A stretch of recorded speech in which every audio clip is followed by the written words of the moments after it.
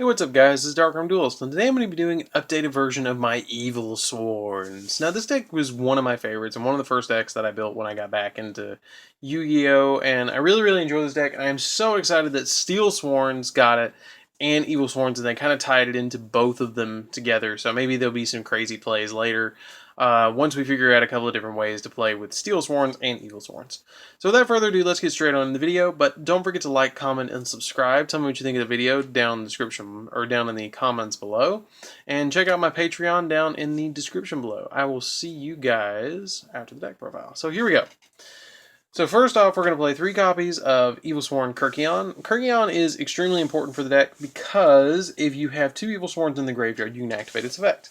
You can banish one, then add one to your hand, essentially. I'm cutting out some of the words. Banish one, add one to your hand, and then you get an additional normal summon, which is really good, really helps out the deck quite a lot, because additional normal summons are key to this deck and getting at least 2 Evilswarm monsters on the field. Really important to have that. Then we played 3 copies of Caster. Evilswarm Caster just gives us an additional normal summon, and that is not, you can only gain his effect once per turn, which is kind of sucky, but it's alright. We're going to make it work. So Caster is really helpful. If you draw, you want to open at least 1 Caster, so you can go into Ophion or Steelsworn Origin or something like that. So that's why we're playing 3 copies of that. Then I played 2 copies of Evilswarm Thunderbird. Basically, if an effect is activated at any time when he's on the field, unless it's a speed spell 3, he can just run away by banishing himself and then come back to the field on the next standby phase, which is really cool, and he comes back with 300 extra attack. So he goes up to 1950, which is really good. He comes into a big beating stick. Then we play 3 copies of Evilswarm Mandraga. Mandraga really helps because if your opponent controls more monsters than you do, you can special summon it directly from your hand, which is very helpful in the deck because, again, I cannot emphasize enough how many Evilsworn monsters we need to get on the field as quickly as possible. So that's it for all the effect Evilsworn monsters. We only play 4 different kinds. I think Caster is probably the most important to open with if you're going to go first. If you're going second, then Mandraga is really important to open up on turn 2 because your opponent's always going to have more monsters than you on turn 2. So you just special summon this out, normal summon a Caster, normal summon out another one, or normal summon this out and then unexpected die or something like that. There's some crazy plays. But anyways, that's it for the monsters. Then we play 3 copies of Evilswarm Heliotrope.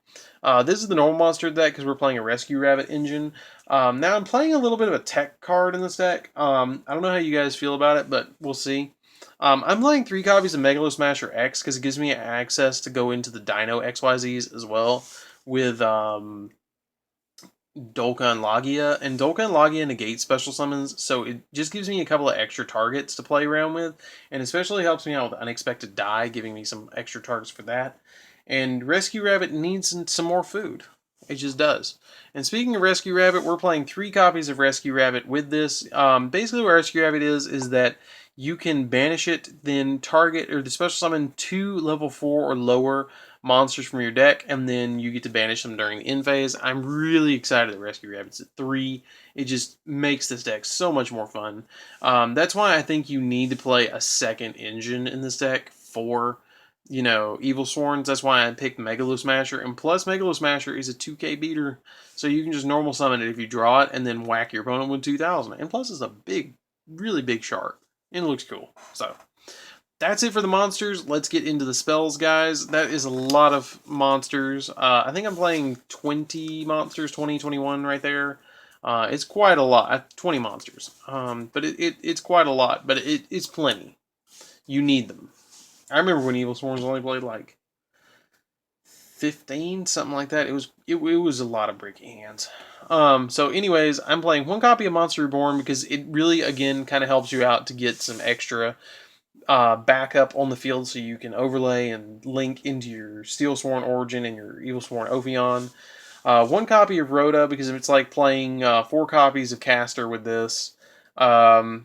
2 copies of Infestation Pandemic. Your Ophion will search them, so you really don't need to do anything about that. And then it makes all your Evilswarm monsters currently on the field unaffected by spell and traps, which is really, really nice, so it really protects them. 2 copies of Twin Twister, because I just want to pop back row with this like crazy. 2 copies of Unexpected Die lets me special summon a normal monster from the deck. So, like I said before, if you control no monsters, you could special summon a level 4 or lower. So, like I said earlier, special summon out, use Unexpected Die, use the Mandriga, and then normal summon Rescue Rabbit, activate Rescue Rabbit's effect, special summon 2 out, and then you've essentially just made Steelsworn Origin and the other card off of 3 cards. The Ophion off of 3 cards, which is crazy. Then I play, for the final 3 spells, I play 3 copies of Allure of Darkness, because we play so many dark monsters in this deck. It's just easy to get this off, and it's really, really fun to get this off. So, you get to draw a few cards and then banish a dark monster. So that's it for the spells, guys. Let's get straight on to the traps. Not a lot of traps. I mean, there's more traps in the deck, I think, than spells. I don't really know. We're playing the Solemn Brigade, which is 1 warning, which I'm so glad is off the ban list. 2 strikes, because strike is just nuts, and we just want to stop our opponent from doing anything in this deck. 1 warning, because warning really helps out. You want to play this lineup because it can just prevent your opponent from doing anything. Our Evilswarms don't get very big, maybe 2,500 at the most, 2,550 at the most. So you want to play something to protect them, so that's why I play Storing Mirror Force. It can really, really help.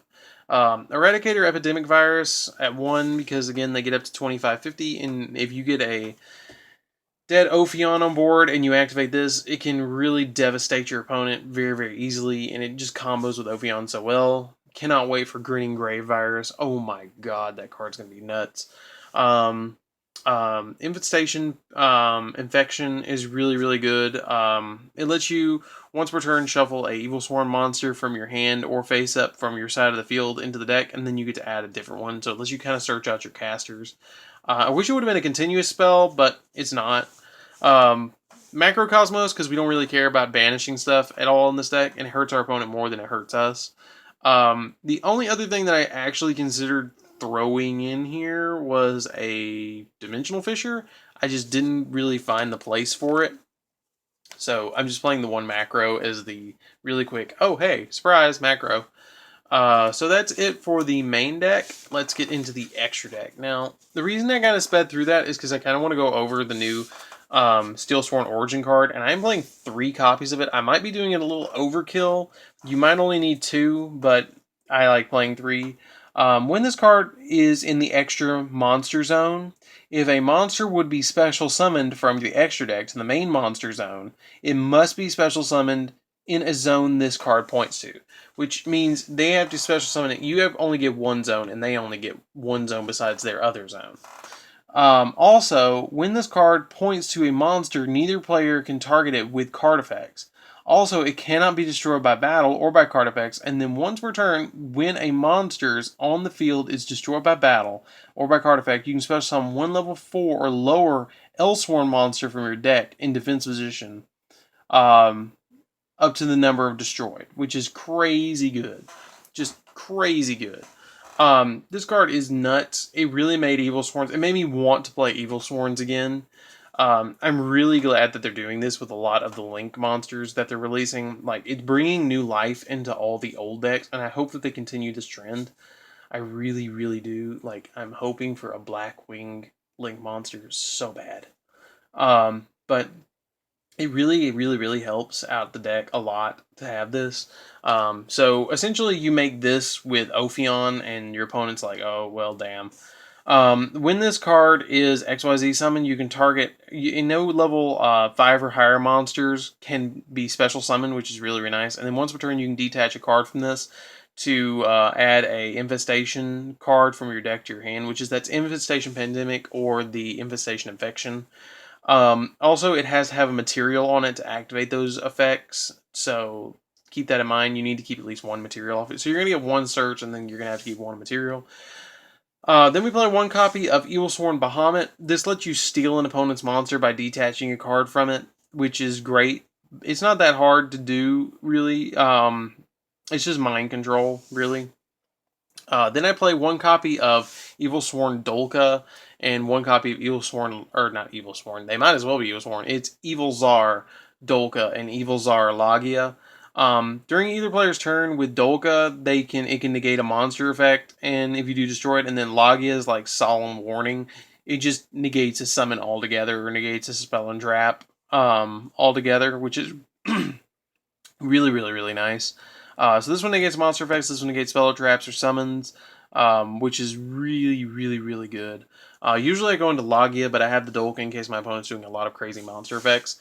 But Guska, just to kind of slow down the game a little bit, it can actually work pretty well with your Steel Sworn Origin.